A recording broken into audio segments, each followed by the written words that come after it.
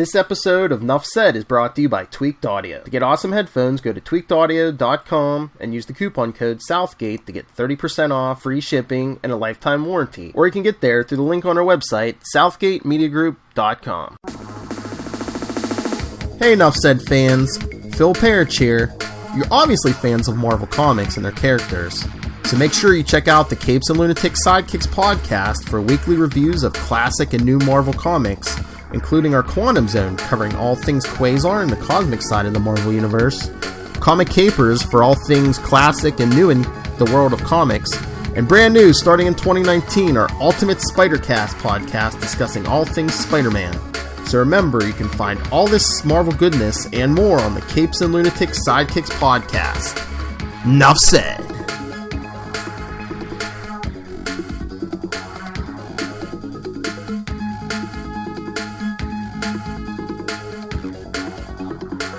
And what about our Superconnectivity podcast?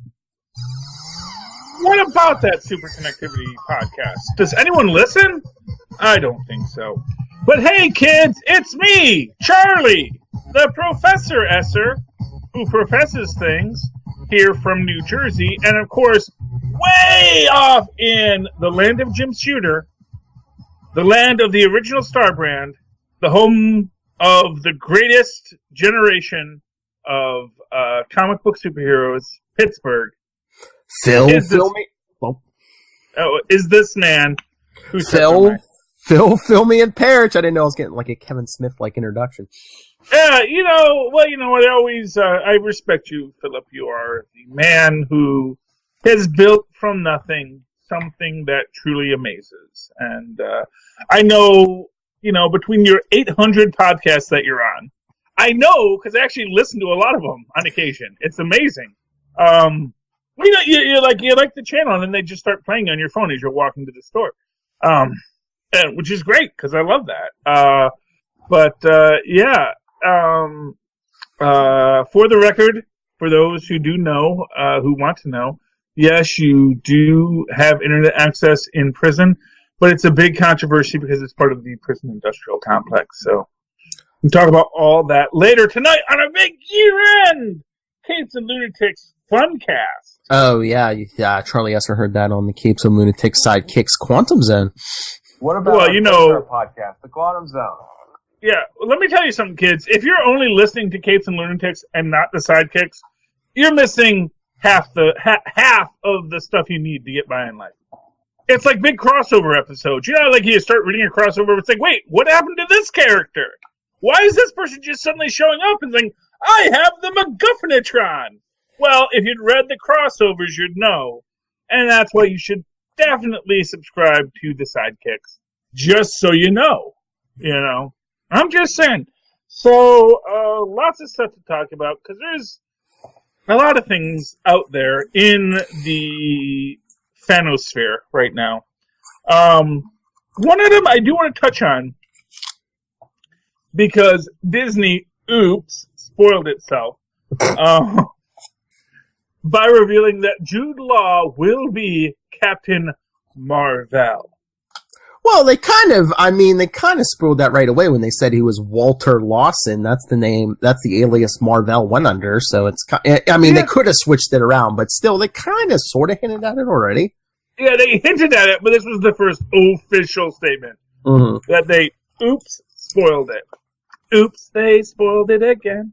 See, now they can't be so mad at Mark Ruffalo all the time. It's like, oh, I remember you guys spoiled it all too. So, anyway. Yeah, but I'm always like, is Ruffalo really doing this? Is it accidental, or is it, some person going, hey, can you go accidentally spoil this for us? It's pretty much, that's what happens. It's like, oh, I'm such a bad spoiler, and poor Spider-Man does it too. So here's the thing. This got me thinking, and honestly, it's not something that needed a lot of thought to it, but it's one of these things that now you're just realizing, oh wait, that means X is Y and 2 + 2 is 4. Mm-hmm. We do have this understanding that there is Captain Mar-Vell. He is the leader of Star Force, which includes him and Carol Danvers and whoever else. And here's my thing. He is Captain Mar-Vell. Will Karen Danvers be Ms. Mar-Vell, as in Mrs. Mar-Vell took his name when we open up this story, and then takes his title Captain Mar-Vell or Captain Marvel after he is obviously murdered in the... Sorry, Cancer, we don't got time for you today. It's like, this is... We got time on the clock, Cancer, so sorry. It's probably going to be like a 2.5 hour movie. We don't got time for Cancer. We don't got time for you, Cancer, sorry. So I think he's undone by Kree duplicity. Because we know duplicitous Kree is all over this. Mm-hmm. Does she take the title Captain Mar-Vell when she fights against the Kree? And that's how she takes her name. My prediction is she starts off as Ms. Mar-Vell.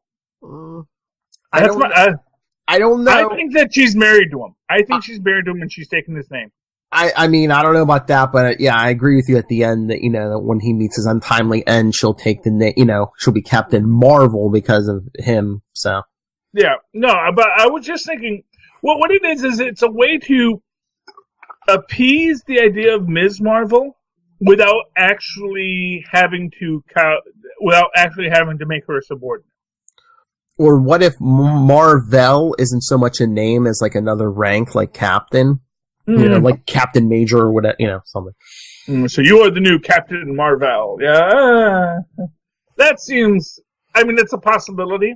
I'm not feeling it, and I think that there's a value to approaching the Ms. Marvel storyline and not making it over. Here's what I'm going to say. Okay, and here's what I'm going to tell you, because this is about, again, we don't have time for Cancer. Okay? Unless the Kree give him some kind of, like space cancer that kills you in like 20 minutes or something. Fine, if you're going to have, sure, space cancer, yeah. Well, whatever Kree version of cancer is, yeah. Yeah, but, right to the Cancerverse, and got it. No, but here's my thing. Within that idea, we have this constrained timeline. You have the reality that you have to establish why taking the name Captain Marvel from Captain Mar-Vell makes sense. And it makes the most sense if there is this deep, long, abiding love between the two. That even maybe she chose...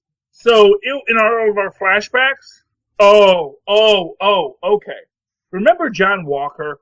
Yes, U.S. agent. U.S. agent. Remember when he got his memory wiped? Yes. And he did this whole thing where he's like, I gotta find out who wiped my memory. And then it's like, you asked us to wipe your memory, so he wiped your memory. And what if that's gonna be part of her story? That essentially, she fell in love with Mar-Vell. She became Mrs. Mar-Vell, but they said you can't hold on to your earthly roots. And so she chose to have her memory wiped. So it's gonna be like, she thought she was tortured by the Kree, but actually she made the choice to have her mind wiped and to become, Lieutenant Mar-Vell. And that's sort of the idea here. And then, but still, Kree duplicity kills her mans. They're gonna fridge that Captain Mar-Vell. Put him right in that fridge. Give her some hero angst to overcome. And or unless they really surprise us, in the comics they've recently retconned it where she's half Kree, because her mother was Kree. Yeah. What if they give us the opposite in this movie and surprise everyone? What if Mar-Vell's her father, her biological father? That's just crazy. And she has to she takes her father's position, name. Yeah. So she's actually Carol Mar-Vell. Yeah. That's asking a lot. Not for nothing.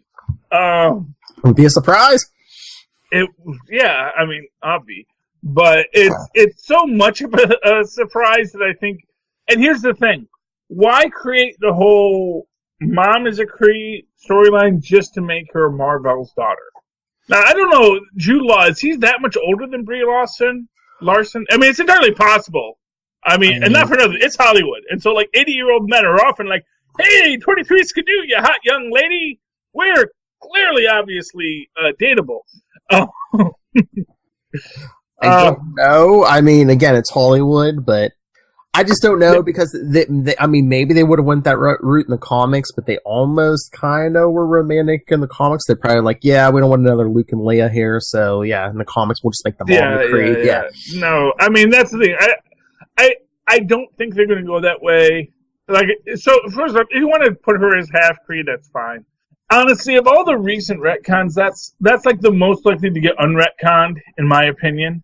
You know, it's like it's such a reach for it. It's like, oh no, my mom was always a Kree super soldier from another dimension. She just hasn't mentioned it for 40 freaking years or 30 freaking years. Okay, I looked it up. Brie Larson is 29. Jude Law is 46. It's reasonable. I mean, it's reasonable. I mean, even if it's 2 or 3 years off, you can always fudge the numbers in a movie. Yeah. Oh, you mean for being her parent? Yeah, I guess so. Oh, 46 and 29. Oh, yes. No, they shouldn't even be dating then, quite frankly. Maybe a fling, but yeah. No, I'm saying, I mean, numbers, they could fudge it so he's the father. Yeah, exactly. So yeah, he could be. He is, and we don't know Kree aging. Yeah, we don't know how they age. Yeah, exactly. And clearly Kree lived like 100 years. So from what we've seen in Agents of S.H.I.E.L.D. So canon. So I'm okay with that. I mean, if they want to do that way, make her Lieutenant Mar-Vell. Although then it gets a little bit like derivative of Star-Lord. That your father was a spaceman, and now maybe. It's like, didn't we just do that story? But it ended poorly. I know, but they've already retconned it in the comics where one of her parents is Kree. So I mean, so it's but why retcon it in the comics to make her mom Kree if it was her dad that they're going to make in the movie? I don't know. I'm just saying, you don't want to make this. You don't want to make people work too hard, though. You want them to work for their happiness. You don't want them to work too hard, though. So here we have.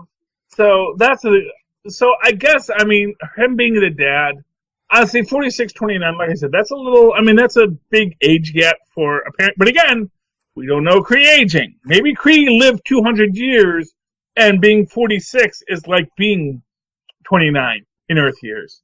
Or maybe we're both wrong. Can he just be like some like mentor to her? That it could be. It could just be his mentor. But in that case, here's the thing. I want her to take the name Mar-Vell, which is why I like the idea you came up with. That Mar-Vell is actually an honorific, like professor, meaningless but still given to people. We'll get into that though. Or taken by force. Yeah. I mean, I think that would be. So she is like the Lieutenant Mar-Vell, and then upon his passing, she ascends to the rank of Captain Mar-Vell. Does it go Lieutenant Captain, or does it go Captain Lieutenant? I forget. I don't know. It doesn't. I know Major is above both, but I can't remember if it goes Lieutenant Captain or Captain Lieutenant. But yeah, I think it's Lieutenant Captain. I think, and then Major. Yeah, because Lieutenant America just wouldn't have sold. Although I'd love to meet Lieutenant America. I'm Lieutenant America. I was the guy right behind Steve Rogers. I was going to say, that was Bucky's name in the beginning. Lieutenant America, yeah. It works for me. So that's this thing. So we do have Jude Law is going to be Captain Mar-Vell, which is great. Good to have a little reference to the original storyline, and we'll see if he has Negaband. I was going to say, I wonder if they're going to introduce Negabands into the universe. I wonder if they're going to introduce Rick Jones. Ooh! Because not for nothing, I'm thinking we're going to get Doc Samson in Infinity War. Because because here's what I was thinking, You mean the Russos. Endgame. Whatever. Electric Boogalore. When we get to Electric Boogalore, I think we are going to get Doc Samson. And here's my thinking. So, why does Hulk not show up? The Russos made this whole big thing. Oh, he's there because he doesn't want to solve Banner's problems for him. Which is an interesting statement, obviously, but it's actually, first off, the real answer, which is Power Stone and Afraid. Because clink, clink, closes the fist, established, that's how the glove works, it's all in there. But here's the thing, them saying that the reason he doesn't come out is because he's tired of solving Banner's problems, suggests we're actually going to get that psychological explanation. Mm. And we already got Ross from the last movie in this. Mm-hmm. So they brought Ross back. So, Mr. Dunphy coming back is not that Ty Burrell. He plays on Modern Family. He plays, I forget his first name, but his last name is Dunphy. I was, for a second, I was going to be like, wait a minute, you're bringing Dennis Dunphy into this? What the hell? We should. But we'll get to that when we talk about, because thank gosh, someone remembered, although someone's also missing from that party. We'll get to that when we get to, the other party, technically. But, of course, although they invited the other ex, that's all I'm saying. We'll get to that in a minute. That's the big wedding special. But here's my thing. I think the idea of getting Doc Samson in this, even if it's just regular non-powered Doc Samson, is very likely because I think the Russo brothers making this whole psychological argument about the Hulk not wanting to always solve Banner's problems speaks to that this needs a psychological solution. This needs someone coming in and saying, well, yeah, he's not here because you're relying on the Hulk, but you don't respect the Hulk. You don't respect, just like ridiculous because, it's not really dissociative identity disorder. It's really something a little more complex than that. It's like, no, it's still Bruce Banner, and he doesn't respect himself because he doesn't respect himself when he loses his temper. This is more, honestly, we may even get the whole, oh man, what if they actually do, let's try and separate the Hulk out with a mineral bath kind of thing? I don't know. Ooh. That'd be fun. But, I'd rather see some Joe Fix-It. Maybe we'll get that too, man. Well, that's the thing. I wouldn't be surprised if we don't get Professor Hulk in this. Oh.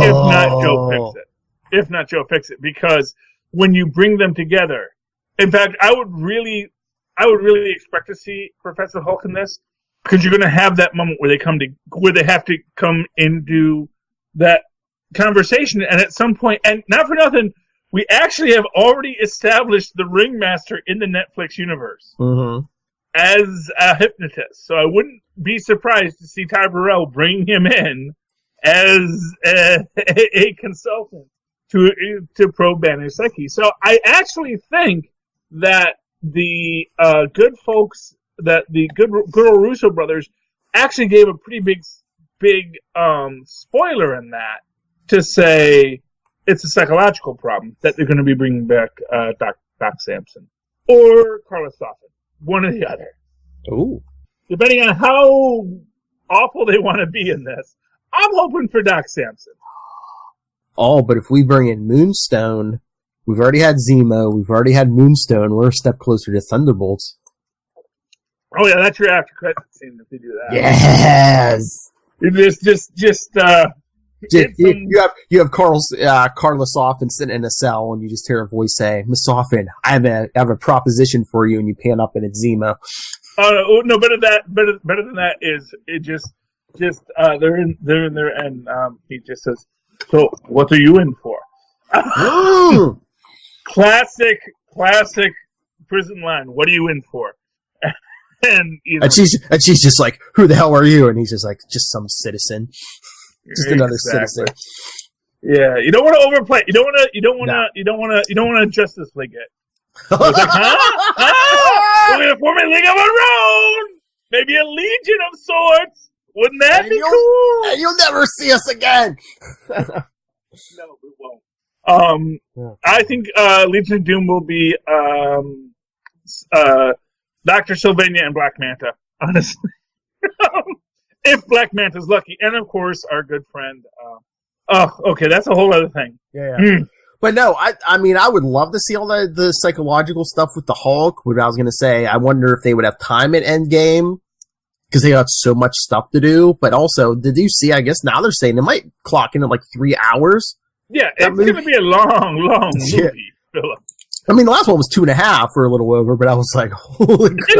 Like I said, there's gonna be a lobby break. There has to be. No one can hold that much soda in their bladder for that long. It's physically impossible. Or the theater's like, nobody's buying soda. What the hell? Well, they can't do that. I predict there will be an intermission. Yeah. I predict that basically it's going to be a 4-hour. So block out 4 hours because it's 3 hours of movie. At least 20 minutes of peeing that will be required because everyone has to go to the bathroom. Yeah. And there's only like 2 or 3 bathrooms in the theater. Let's be honest here. Even with the multiple stars, that's a line. You have to go after a film. You always know there's a line. Yeah. But I mean, to go along with your theory about the whole Hulk thing and the psychological thing, I mean, you could save face with the Hulk and everything. Couldn't you just say like Thanos used the Mind Stone and kind of put like a mental block? He kind of created this artificial fear in the Hulk's mind, almost like a mental block, so they can't change. He didn't have the Mind Stone yet. Ah, true. In the beginning, yeah. Mind Stone's still in good old Vision. Yeah. Come on, Phil. Damn, I forgot. Sorry. Come on, no. Unless he used the Time Stone. Unless he used the Time Stone and went back in time when he got it. No. Although, speaking of that does lead us into another thing. So the official biography of Loki on the Marvel Comics website suggests that Loki was under the influence of the Mind Stone when he was summoning Thanos. Yes. Now, there's the pedestrian theory, what all the hoi polloi that says, clearly this was Thanos' manipulation of Loki through the Mind Stone while Loki's holding the scepter. Ridiculous, Again, because Loki's holding the scepter. Yeah, and I was going to say, Thanos didn't have the stone, did he? The head of the Chitauri had it. Okay. I guess is the idea. Honestly, the entire political structure of Alien Worlds is very, very suspect, if you ask me. I don't know. It just smacks of me of like Loki fans trying to redeem Loki, and it's like, isn't this who Loki is? Well, I mean, it is who Loki is. First off, this is what I'm going to say. It is who Loki is. Mm-hmm. This is what I'm going to say. If anyone's getting controlled, I'm going to say it's the Mind Stone controlling Thanos saying, "Get me a Loki." Oh, yeah.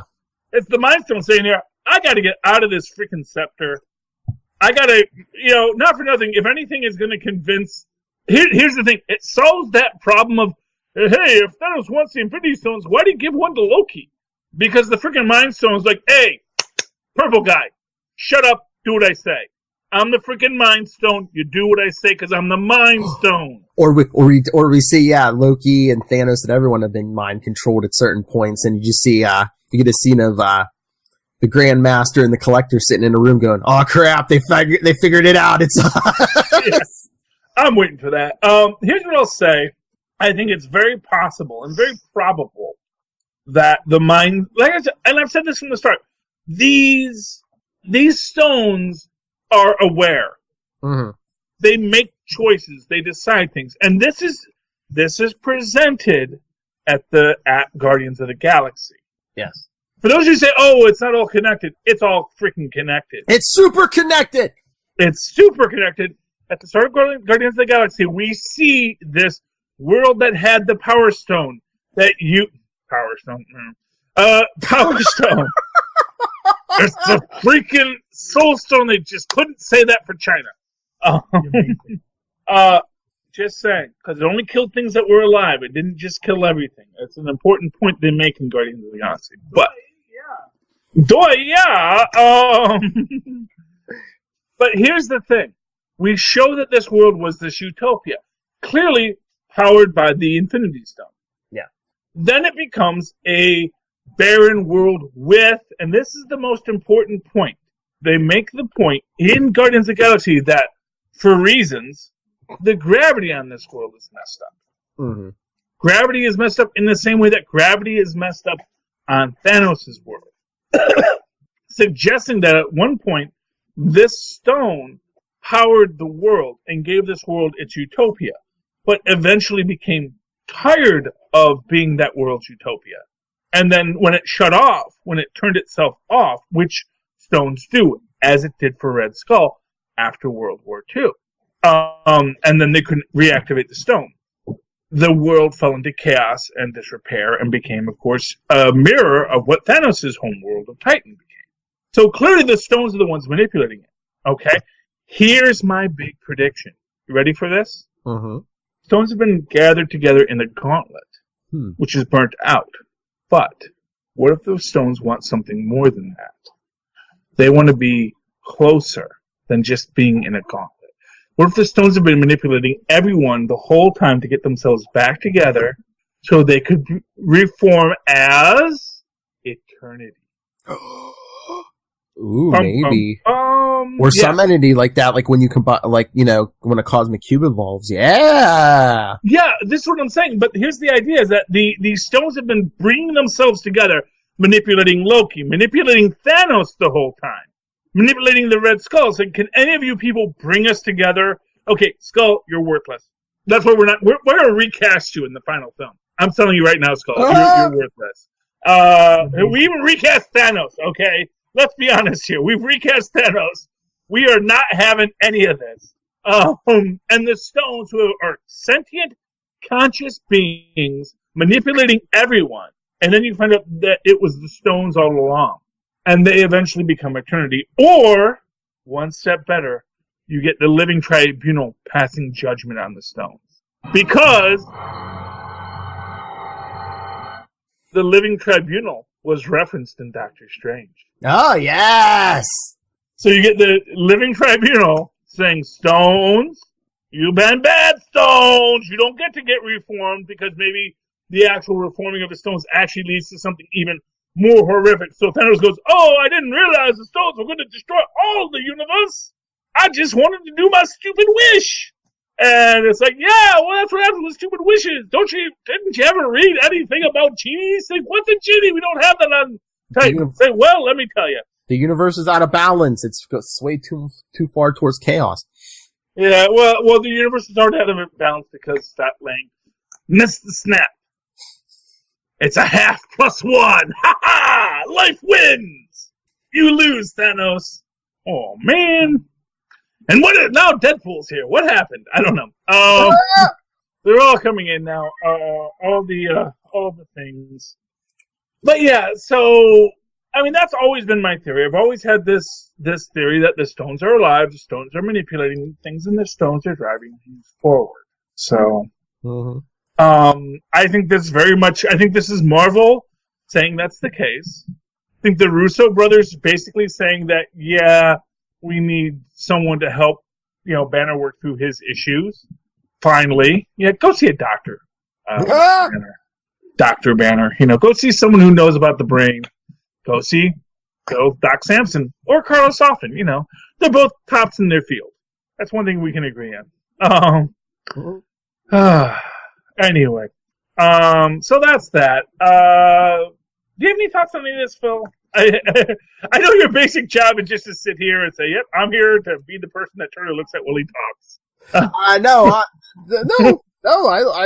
I agree with you on a lot of that. I was just, when you were talking about, with the stones and how it, messed up Thanos' planet and all this, I'm just like, instead of a big plot, maybe it's just, whenever you use a stone, bad things happen. So it's like, well, how bad is the universe messed up now that Thanos used not only all 6 at once, but then he wiped out half the universe? Yeah, I mean, not for nothing. I think, honestly, as with all things, Thanos didn't think it through. I think Thanos is not, as often happens, Thanos is not good at his job. He thinks he's going to make the universe great again. He's not, because he's bad at his job.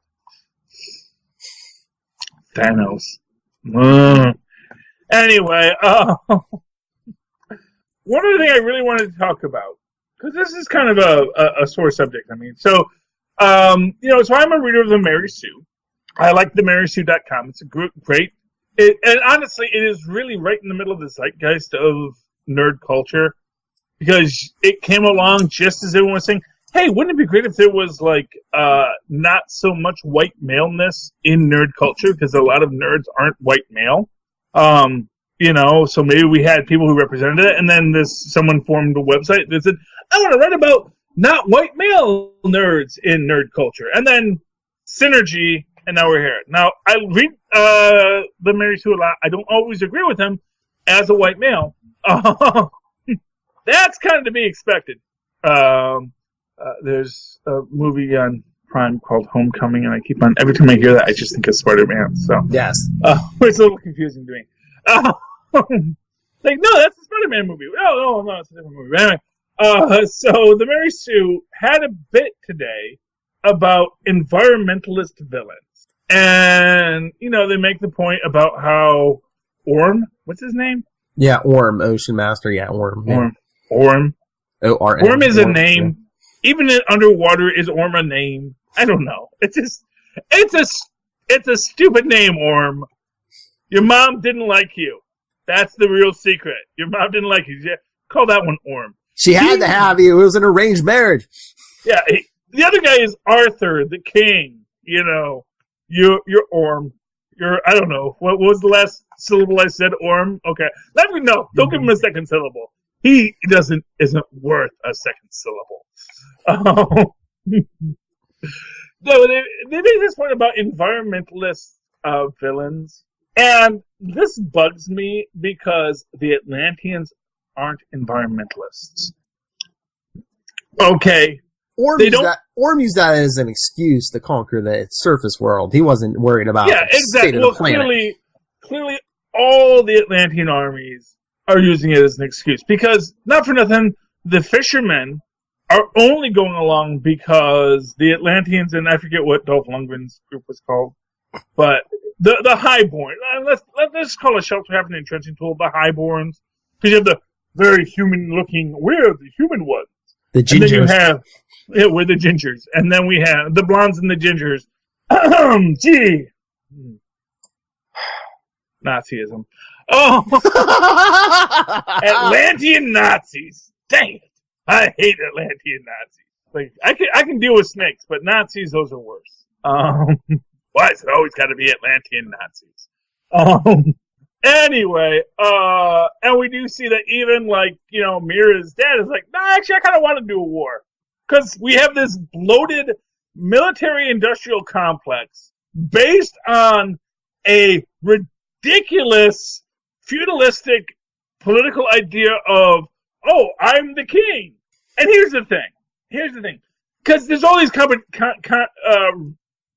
there's all these comparisons between Atlantis and Wakanda. Here's the main difference. First off, Wakanda isn't, technically there are 4 different tribes in Wakanda. Just like there's several different groups of Atlanteans. But first off, the Wakandans aren't claiming the entire Earth as their sovereign domain. The Atlanteans are claiming all of the Earth's, they're actually claiming all of the Earth as their sovereign domain. There's just dry parts in their sovereign domain.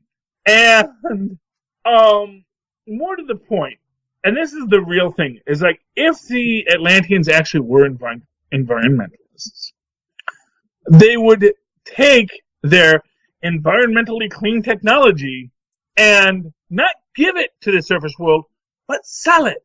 That's the thing, is you say, they can't just give it away. No, I'm not saying give it away, sell it.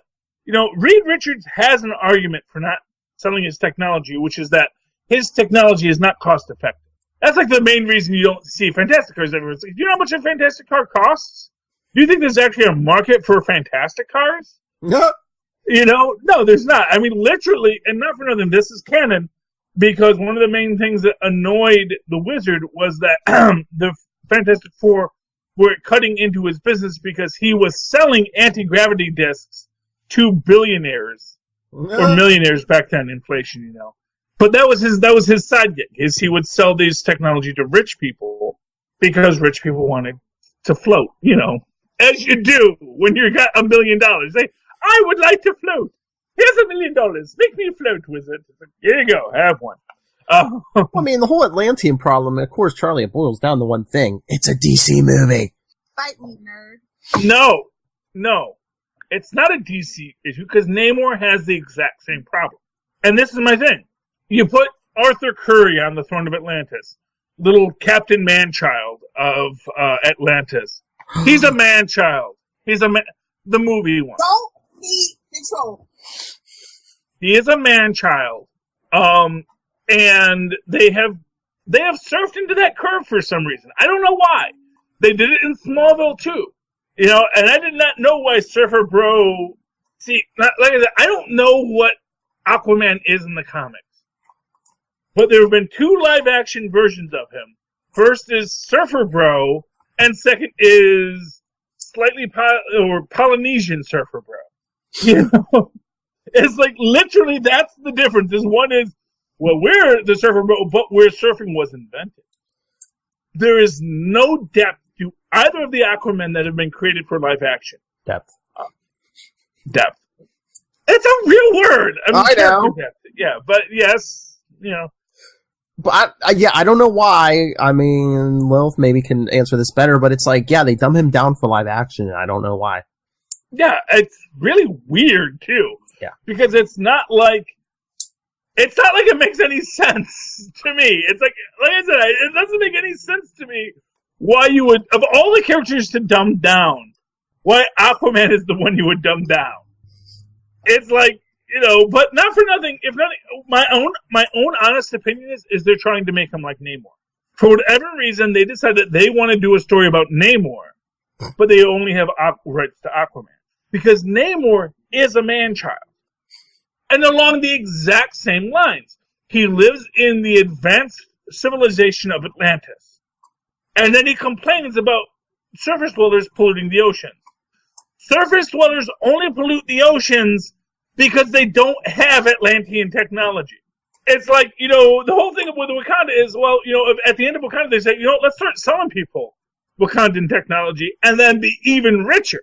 Yeah. Because in Wakanda, basically what they had was they had what was a tribalistic society, which with probably very localized merchant craftsmen, which means that they were probably vibranium smiths. Yeah. Like big old dudes with like, you know, hammers, building all of the freaking, you know, nanotech, like ping, ping, ping, ping, and then they make it's a nanotech. I made it with my vibranium. That there's artisanal craftsmen all over the place in Wakanda, making all that tech that you see. It's not like a big factory. It's all handmade. But yeah, I mean, no one's gonna care if you make $1 billion if you're making the world a better place. Well, exactly. Exactly. And that's the thing. And Wakanda says, well, let's start selling some of this nonsense over to Roxxon. Those guys are always looking for cheap and efficient ways to do things. And it eliminates that whole pollution issue. And Namor doesn't even have the excuse that, well, we're being hiding because we're things, you know. Honestly, when you have that hidden kingdom with super advanced technology that is then mad at everyone else for not having super advanced technology, it's kind of on you, dog. I'm just going to say it's kind of on you that they don't have super advanced technology because you have super advanced technology which you can sell them. Not give, you can sell it to them. And they will buy it and they will give you whatever trinket you want, you know. Did you ever read any of those John Byrne Namor issues from like the early 90s? No. Okay, I just bought a few, I started reading them, and he kind of explains why Namor has mood swings. Oh, why is that? Because since he's just like Aquaman, just because he's half Atlantean and half surface dweller, if he stays too long out of the water, his chemical imbalance starts going nuts, or it's too much oxygen, or if he stays underwater too long, there's not enough oxygen. So that's a pretty brilliant thing, and that is classic Byrne. Yeah, we gotta get that guy on the show. He will become an idiot. That's all I gotta say. I'll work on that. He probably will. Oh. But this is the thing. It's like I really feel that the makers of Aquaman at Warner's want to do a Namor film way more than people at Mar-Vell want to do a Namor film. Because here's the thing about Namor is Namor has never been a hero. Namor like literally the only reason why we think Namor is a hero is because he fought Nazis. Mm-hmm. Stalin fought Nazis. You know, Osterman, there's lots of people that fought Nazis, didn't make them good people, just made them understand that, well, that person is actually relatively worse than me, and I will destroy them. Well, and Captain America vouched for him. Yeah, but not for nothing. Not for nothing. Captain America was like 19 years old. Yeah, but even later, like in the 80s, like Namor was an Avenger for like 2 seconds because Cap was like, oh yeah, let's put Namor on the team. Yeah, and I'm just saying, Cap is not the best judge of character. Yeah, okay? yeah. You might like him, but the buddy you had when you were 19 might not be the best guy to be vice president of your company. Yeah. Yeah, you know, not for nothing. his first appearance, he's like beating up pirates, which is great, but still, he's beating up people, and then he like smashes a roller coaster in Coney Island. You know, the guy has his issues. Beating on some flaming android, yeah. Yeah, that poor android. And, you know, honestly, what Hammond, I forget his first name. Jim Hammond, yeah. Jim Hammond. I was thinking James. I was going to say James Hammond, but I was like, oh, it can't be James. That's not a comic book name. The consonants don't rhyme. But yeah, Jim Hammond, you know, he becomes Uber and says, well, I guess I should become a police officer. Because that's what I should do if I would like to fight criminals with my superpowers. Only one universe does Spider-Man become Spider-Cop. And somehow he grew a mustache on his mask. I don't know how, but he did it. We don't know. It's fake. Oh, but yeah, that's the thing. It's like, you know, Namor is a villain. Namor has always been a villain. Aquaman kind of... Actually, that's the sad thing is Aquaman isn't even a villain. He is just a privileged, like, honestly, like, oh, Aquaman, he's going to save the DCU. It's like, are you sure about that? Because he kind of seems like a privileged wastrel who is now king of Atlantis and still isn't going to do anything about it, you know? But I don't think he understands in any way what his responsibility is as king of Atlantis. Mm-hmm. You know? I think he's just going to get manipulated by Green Goblin and probably going to start another war. Because didn't they have Aquaman start a war with the surface world at some point? For reasons. What, Aquaman? Yeah, wasn't there one where he's like coming out with it? When he had the harpoon hand? Yeah, I think it was before they did the last reboot. I remember seeing him being all angry coming out. It's like, oh, they're doing Atlantic attacks over it. Maybe, but the big one I remember is... in the Flashpoint timeline in the comics, the Atlanteans and the Amazons were at war and like basically tearing the world apart because Aquaman and Wonder Woman were at war with their armies. As you do. Anyway, yeah. So that's it. So I don't like people being down. Just get back to the original point. There's this idea that they're always making the environmentalists a villain, and it's like it's not that they're making the environmentalists a villain. And someone in the comments post had made the comment that, yeah, you know, it was weird when I used to watch Super Friends a lot, pretty much every other villain was an environmentalist, where they were always worried about what humanity was doing. Mm-hmm. And the point is, an interesting point, it was always people with shrinking technology. Okay, Phil has ghosts, I don't know. It's the phone behind him. What was that? It's not that they care about the world that was bothering people. It was that they didn't care about people. That they felt that they could decide what the world should be, and everyone else had to do what they said. And they weren't going to brook no back talk on the subject. And it's like, that's the difference between a hero and a villain. Because a hero says, I want you to do good. And villain says, you're going to do what I say. And very often what happens is people will use what looks like a good reason to explain their villainy, where it's not about the environment, it's about how they want to take control of people. It's not about them wanting to save the world, it's about them wanting to control the world. And that's what it issue. And I think that there's this disconnect at times, because you want your villains to be sympathetic, so you give them this backstory that ties back to environmentalism, because that seems like a big cosmic thing you can make people tie back to. But at the end of the day, it's not about what they want to do for the environment, it's about how they want to control the universe, as exampled by Thanos. Anyway, you want to talk about comic books, Phil? Sure. Okay, let's talk, do you want to do FF or Superior first? FF or SS first? I don't care. What are you going to do? Okay, let's talk Fantastic Four, because I'm going to be honest with you, I was soft on this issue. Oh! This was not there was some good in it. Basically, here's what I'm going to tell you. After it stops being Sue's story, it starts to fall off a lot. Honestly, Johnny's story is not that good. But it was thrown together at the last minute, it seemed.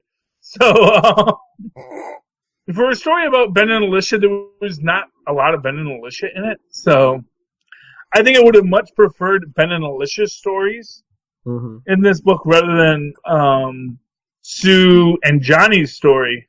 And then we don't even get a Reed story. Reed's story is so one-off and Deus Ex Machina at the end that it's a little disappointing, honestly. Yeah. I figured he was doing something like that, I figured some kind of wedding present or something. Yeah, I thought he was going to have like a cure for Ben, or even like a temporary thing, or hey, Alicia, here you can see for 24 hours or something. Yeah. Yeah. I mean, that, honestly, I'm sure that was like on his list, but I think that was kind of like, honestly, there was no real solution that he could come up with. And honestly, it was just, and then of course we have the redooming of Doom, which is, not good. But what I did like, so these are the things I liked about this issue. Sue owning up to her own being not a nice lady. That she's the one who says, "Oh, I didn't know you were a coward, Ben." After they went and hung out the night before, it's like, Sue, that's why no one likes you, Sue. Just saying. Maybe you're a little too, and then, you have the whole thing about how she's messing stuff up with her and Ben, and it's like, Sue, maybe don't get so involved in other people's lives. Maybe don't be so judgmental, because she's being judgmental at Ben. "Oh, I didn't know you were a coward." Like, "Oh, let me force this blind girl and you together because, reasons." Honestly, Sue comes off as very unlikable, and that was still the best story in the group, in my opinion. This girl with a wig and some stage makeup who could look almost like my twin. Yeah, there was no stage makeup or wig in the first one. I'm saying I may be wrong on that, but I'm just gonna say I don't think that was the case. I think it might have just been a wig, maybe, or. Yeah, honestly, it was Kirby lampshading his inability to draw women. I got two of them. I got big boobs and small boobs. That's what I draw. Yeah, I got Medusa or Sue Storm. Take your pick. Or originally Betsy Ross, which was the first woman he drew. Also, probably looks exactly like Sue Storm. In fact, I would love to grab some old Captain America comic books and do a comparison thing. Yep, same exact body and face. Oh goodness, Jack. But anyway, and we get the bachelor party, and is it another bachelorette party?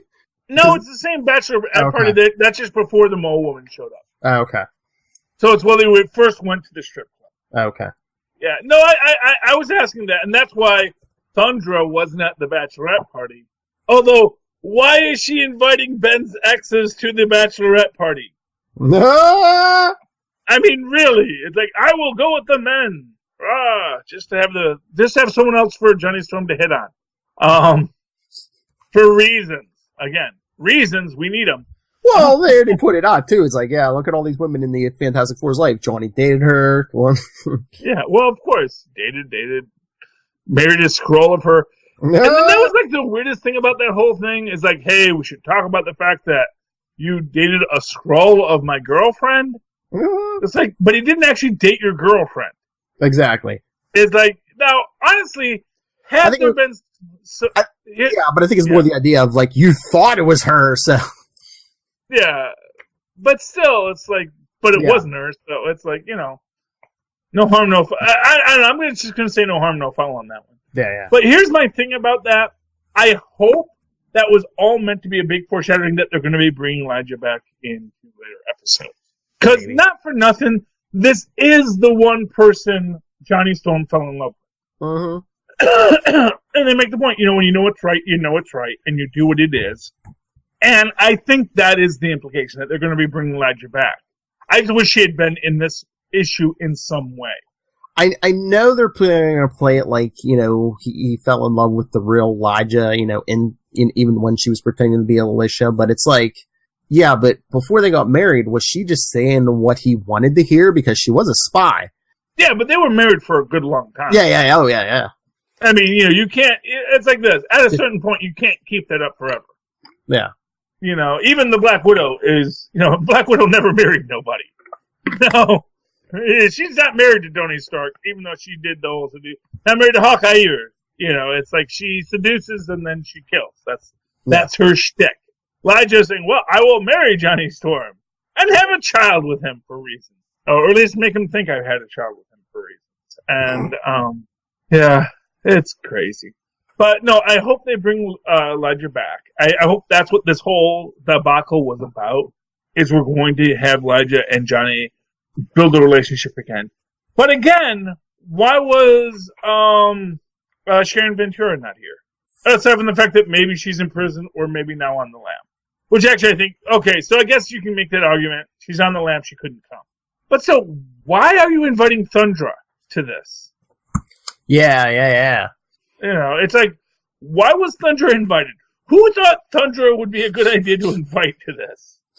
It's not like she's like an active member of the Fantastic Four family. She like dated Ben years ago. Mm-hmm. Her daughter, once was part of the Frightful Four, as was Thundra, you know, as you do. As was Sharon Ventura, you know, it's like, and Sharon Ventura actually knows Wyatt Wingfoot. It's like, if anyone actually had a tie to be in this, and not for nothing, I was kind of hoping that I would have, like, what would have made it cool is if Johnny had hit on Sharon Ventura. That would have been kind of cool. But no, how would that would have been? Because if she's the thing, they'd be like, you know, you're hitting on a woman that looks exactly like Ben now, right? Not exactly. She has boobs. I know, but still. Just ask Jack Kirby. Yeah, I mean, however you want to play it, I just thought that would have been neat. But unless we get some kind of team showing up soon with that's like, you know, Elijah, Sharon Ventura, the X-Men, EX, where the X is. Or the X-Women. There we go. X4, yeah. The X4. Hey, it's all owned by the same company now. But no, like I said, I felt thought, and then the Deus Ex Machina at the end, when, I created this thing that creates a time bubble, so you guys can, like, have a few minutes. You don't have to worry about Galactus chomping down. You got a couple minutes. Yeah, I mean, honestly, it's kind of ridiculous. And why is Galactus attacking It's like, what part of Galactus? Here's my biggest thing. About it. And when that first happens, I thought this was like, I thought that was Reed's gift. Was like, no, I created this fictional thing so that all the heroes would be somewhere else. Because I know you didn't want any heroes at this. Yeah. Because you didn't want any superhero shenanigans. So that's all just a ruse I created. Mm-hmm. To distract everybody else so you could have a few minutes to your piece. No, but then I created a space-time bubble, which, don't they, like, already have those? And I mean, like, haven't we seen that before? Like, it's a space-time bubble that takes you out of the universe. And if you have a bubble that, like, stops time for 4 minutes, wouldn't you save that and try to throw that around Galactus and slow him down for 4 minutes, maybe? You know? Well, you know, I mean, honestly, it's, like I said, it was a weird Deus Ex Machina, which we will never mention again. At no time when this would be a really useful thing to happen will it come up again. It's like, okay. So it was. I mean, it's an issue that they made to sell some comics. Yeah. And I'm sure they sold a few. Mine's still on hold, but it's getting picked up soon. I just have to get to the freaking store to buy it. And you get the classic Doom monologue. It's like, Reed Richards is off, busy having friends and a life. Doom will defeat Galactus. Exactly. Honestly, yeah. The redoing of Doom was poorly done. They re-Deadpooled his face. It's again, with a child who will never, a woman and his child who will never speak of again. And yes. Probably, at least not for many years. Yeah, not until, 2 years and then his daughter will be like 22. Yeah, exactly. Sliding time. It works like that. She'll show up with Nathaniel. Yeah. Hey, it's his granddaughter. I always take care of my grandkids. This is something I do. He's totally. Actually, I think he's his great grandfather, but that's like I said, my whole Von Doom thing. It's like it's all a lie. He's not really a Von Doom. His own grandfather. The true Baron is the Von Doom. And the sad part is that means that his father just totally wasted his scientific genius. He's probably like the smartest man in the whole Gypsy Caravan, but it's like, yeah, what am I going to do? I'm in a Gypsy Caravan. That's like, I'd love to, I understand space and time and quantum mechanics, but, I kind of got to do other stuff today, Yeah, not for nothing. Oh, any whoosies. But speaking of geniuses. Okay, now this was my favorite book. Yes! The Die is Cast, Phil. Superior Spider-Man #1. Okay, and here we have a villain who knows how to be a hero. And I love, oh man, there's so much in this book. So good. So well written. Just the whole, I love when, Maria Marconi is calling him out. Mm-hmm. Like, there are 7 papers about how you were actually always a jerk. And it wasn't all the which is a great way to sort of talk about that whole, did he used to be good before the accident, before the tragic accident, question. Because clearly, Otto believes that. Otto believes the hype. He says, no, I was actually a good guy. Maybe I was, and here's Otto's statement is, I was maybe not basically Otto sees himself like Sheldon. I was a little too kowtowing to my mom, and I was a little obsessed with my work, but I wasn't a bad guy. And Marconi gives the other argument, which is like, no, you were always a bad guy. You just didn't have power until you get bonded to your tentacles. And this is the big debate and argument about Otto Octavius. Was he a good guy or was he a bad guy? And we will never know until we actually meet Otto Octavius, who has died several times now. Yes. Which I really want that to be a thing that Marvel eventually addresses. Probably not until I get the opportunity to write for Marvel Comics will it be addressed. But if I ever get the opportunity to write for Marvel Comics, the first issue that I do is going to be other souls of clones coming back and saying, you're not really you, but you are you, but just understand that we all had our own lives, Which is a great way to solve a lot of issues, honestly. Yeah. Why no writer has thought to actually address that as a way to explain why this wizard was this way, and that wizard was that way, and this Doctor Doom was this way, and this Doctor Doom was that way. It's because they keep on transferring their minds into clones, but that doesn't keep their bodies from having souls. That's the thing. It's like, if a dog can have a soul, so can a clone. I don't know if they've ever established that dogs have souls in the afterlife, but I kind of feel they probably have at some point. If nothing else, they've certainly established that frogs have a very active internal life through the Thor frog stories. And through Squirrel Girl and her relationships with the squirrels of the world. Literally, the whole world, every squirrel throughout the world listens to Squirrel Girl. That woman's got it going on. Oh, but there's so much good in this. I love the beginning with Stiltman. The Stiltman was good. Oh man, he just webs him up, throws him off the building, and he's like, I could have hit the ground. If you had miscalculated by a fraction, I'd be dead. And Otto's like, I don't miscalculate. And he's like, even if I did, problem still solved. Yeah, not for nothing. Well, you see, this is why I like Otto. Because he is a superhero, but he is more than happy to work in the Punisher's domain. He's happy to say, you know what? Don't act like, it would be a great tragedy if you accidentally died in combat. Peter would be guilt-stricken for the rest of his life if he accidentally killed the Stone. But, Otto's going to say, well, you know what? You were the one trying to kill everybody in town. And you weren't really caring about the collateral damage you did. And more to the point, he made this really kind of straight-up statement like, dude, why didn't you go to freaking Iowa? They got buildings in Iowa.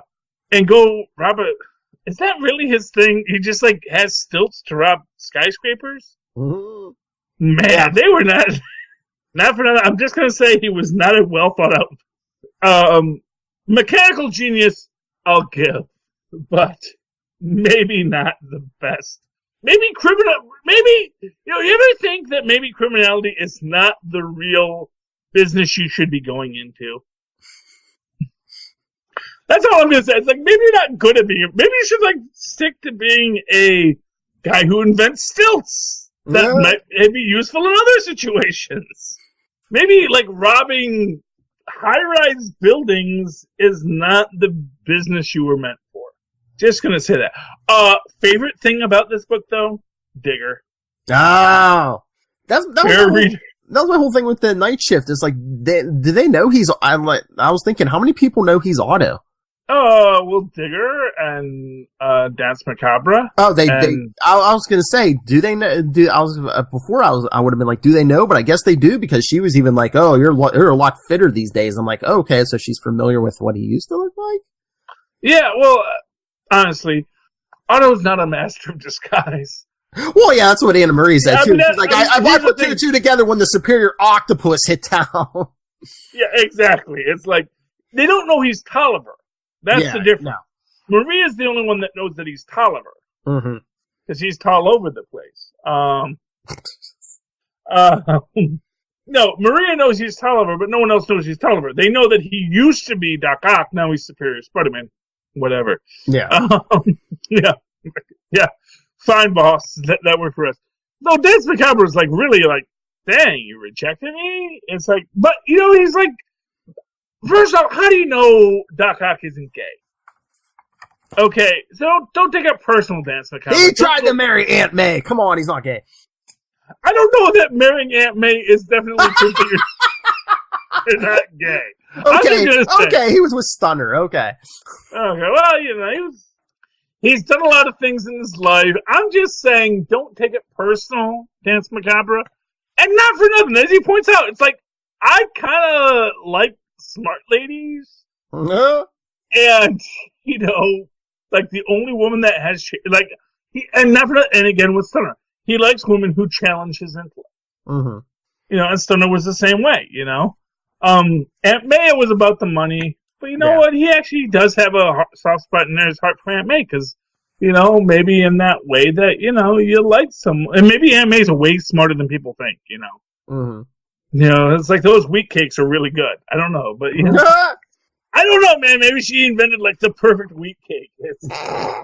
Because people rave about them.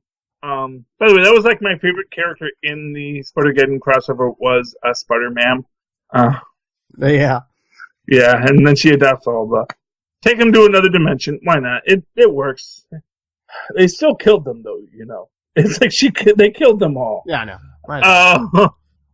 And then Spider-Men are weird morally. It's like, that's all I gotta say. It's it's supposed to be science. It's like, you kind of murdered them all. But I love how she tries to have the living brain bring him in, though. Oh yeah, I bring out the living brain. Yeah, but she improved him. Said, he's not. I kept his old look because, And I kept all the old whirs and clicks, but it's all digital. That's just for nostalgia's sake. And he has the whirs and clicks. I rebuilt them because she's a super genius too. Yeah. But then I like the fact that she's like, "Fine, go save the city." From who? Who was the villain? Oh, Perich. Galactus really needs to do something with his heralds. He's like, "Oh, I have infinite cosmic power." What, head herald? Oh, okay. Yeah. I kind of think like Galactus is kind of really absent-minded because we know he can take the power cosmic back, and why he doesn't is kind of weird. It's like, yeah, but that power cosmic isn't all it's cracked up to be. I mean, it was a hard fight, but Peter Parker beat Firelord, so. I don't know. People beat with the power cosmic all that. I mean, technically, the cosmic rays are now officially the power cosmic. They've done stuff with that. The cosmic power is really just cosmic powers, the power. But I'm just saying he leaves it lying around. It's like, Terax, I will make you my hero. It's like, great. I will go find you a bunch of worlds to destroy. Then it's like, they're destroying too many worlds. Like, isn't that literally what you hired me to do? I mean, literally, isn't that what you wanted me to do? Find you worlds to destroy. Here's a world, destroy it. Okay, here's what I was thinking about the other day. All right, so say Anna Marie had taken him to the police, maybe she could connect him to the Scarlet Spider, but how do you connect him to Otto Octavius? Because even his DNA is not going to point to Octavius, is it? Is it basically going to be his word against hers?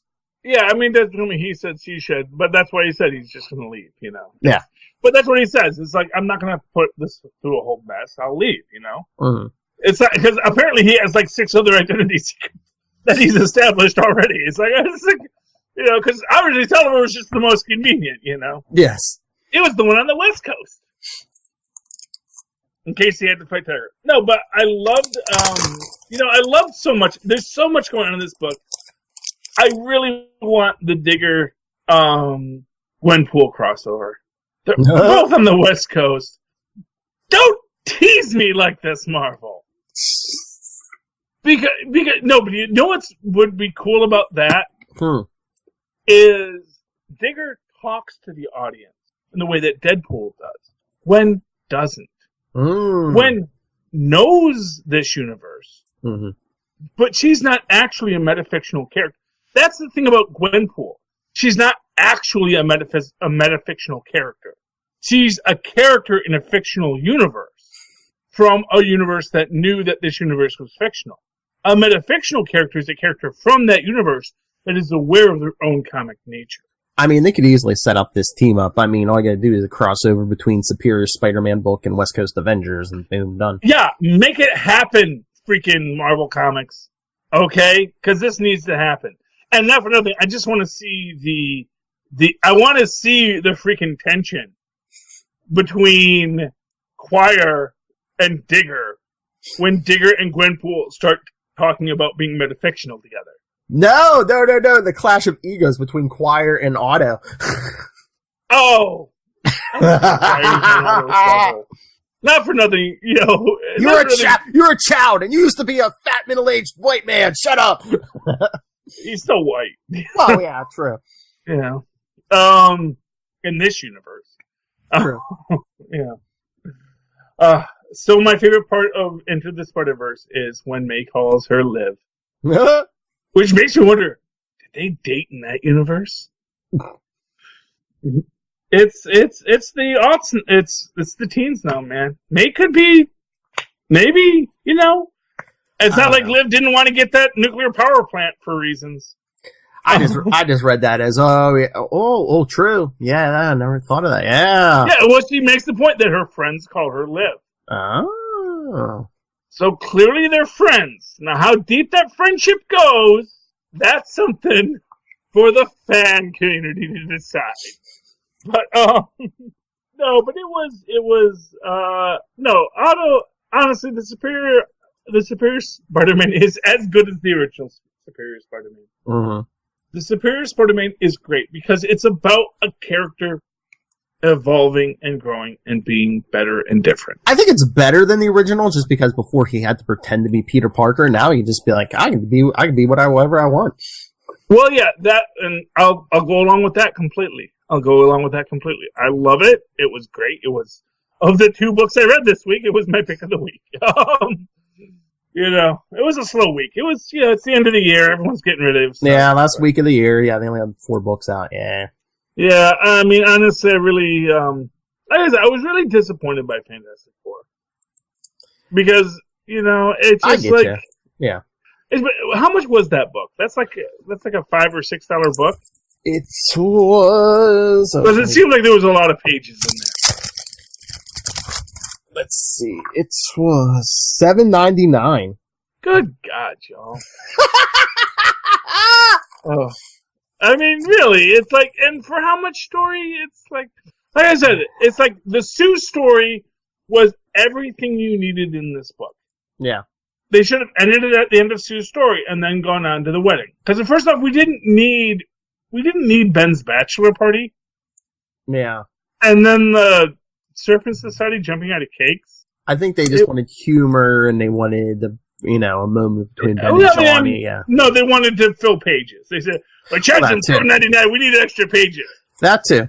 Yeah, it's like, and not for nothing, they could have told a good Reed story with that. True.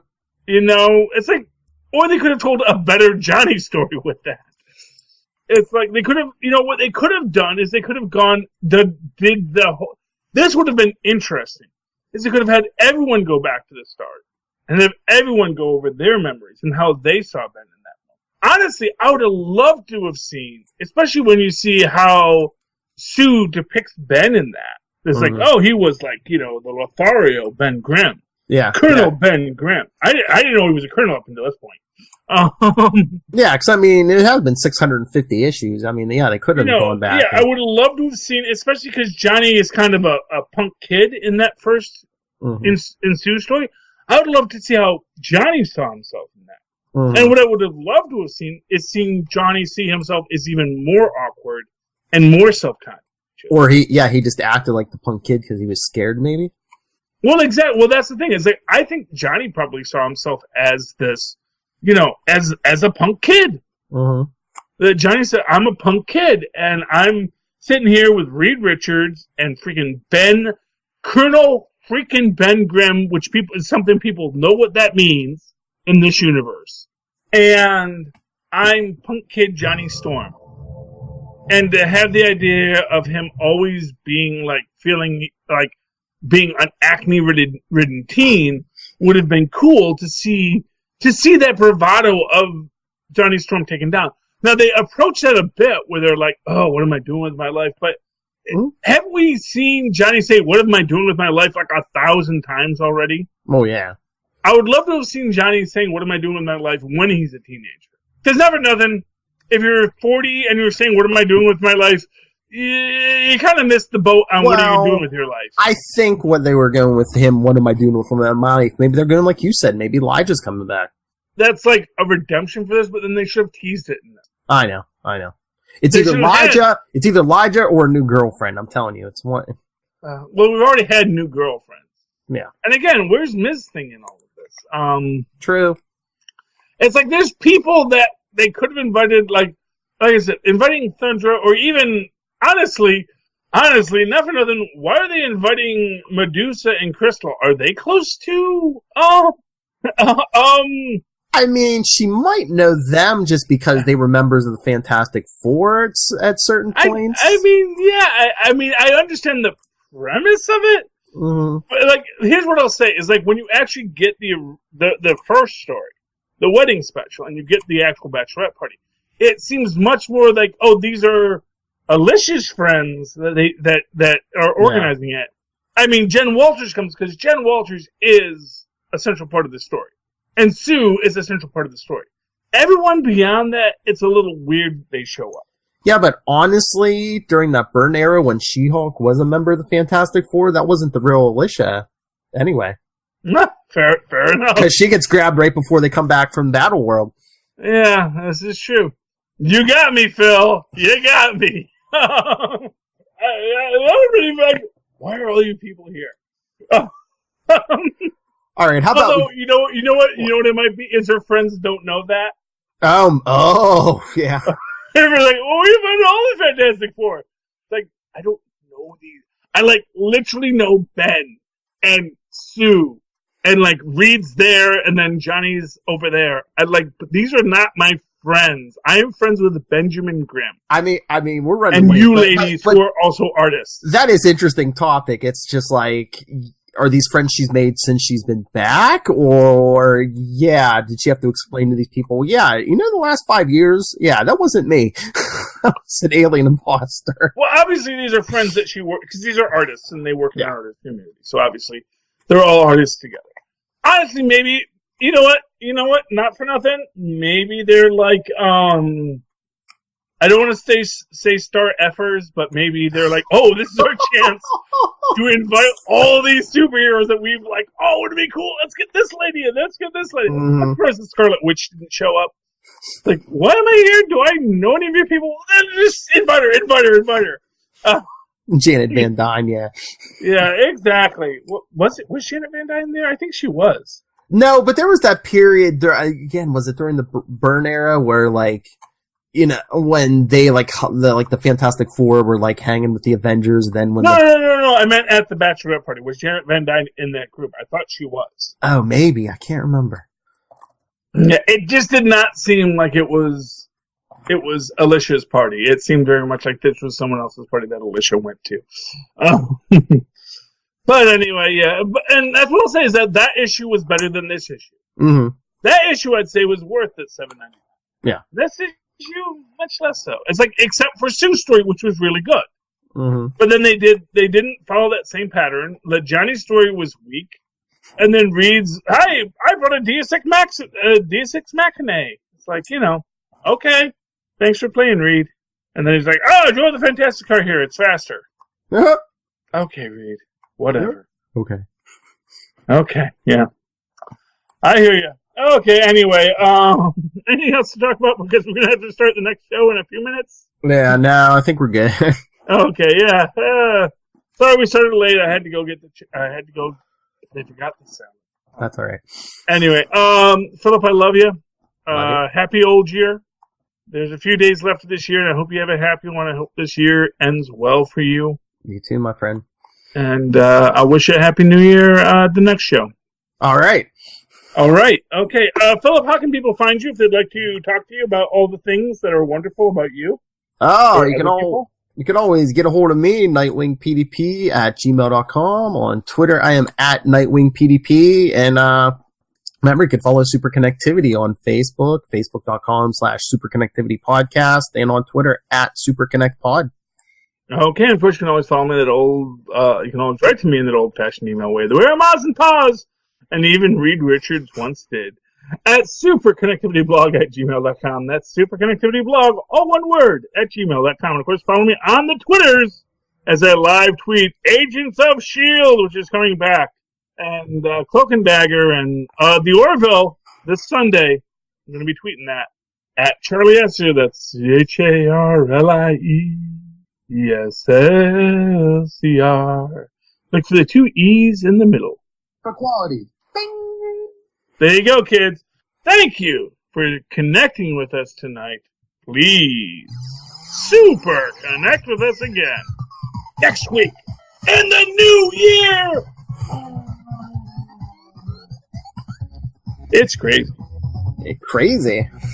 It's crazy as crazy gets. Yeah. So that was that show.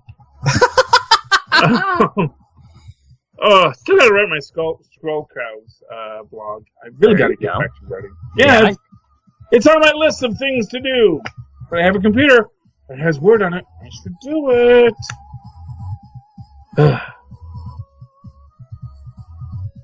It's hard to have a grown-up life. Make it so in 2019.